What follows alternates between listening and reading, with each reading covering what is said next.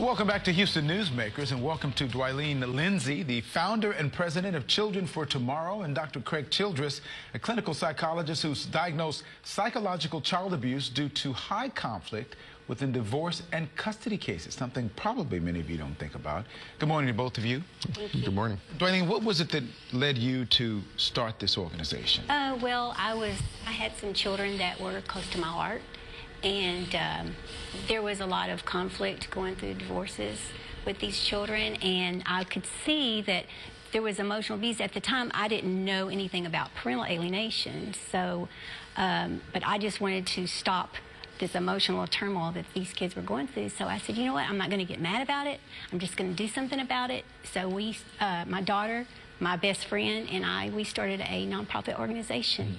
And about a year and a half ago, I met Dr. Childress, and he had done this. Okay. He had solved all this, and I recognized everything that he was telling in his book about parental alienation, and I said, this is the word. It's not emotional. It is emotional abuse, but this is the word. Dr. Childress, what is it that people would need to know about the impact that their actions as parents could have on children that would be so negative?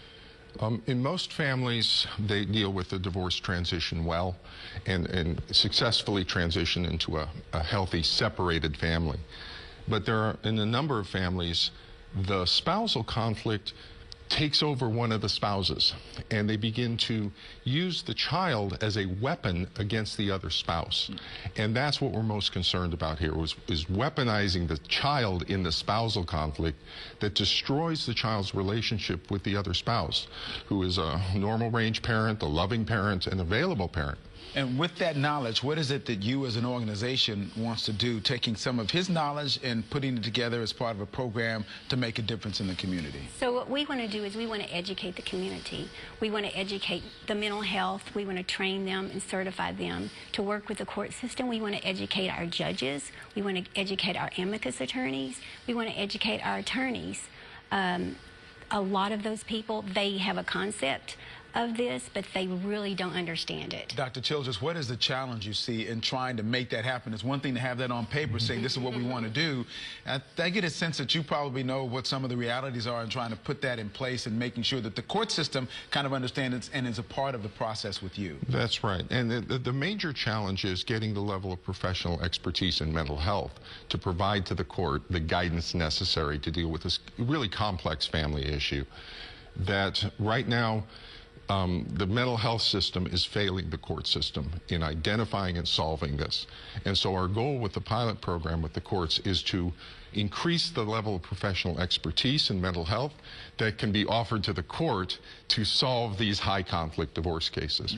What kind of other programs do you have in place? Right now we have what the courts use as a parenting class, and that it teaches the people how to kind of get along as they're going through divorce, and we teach them about emotional abuse and the consequences it has upon their children, and we kind of go into them to understand what was going on through their life, and this might be the reason that things are happening with your children.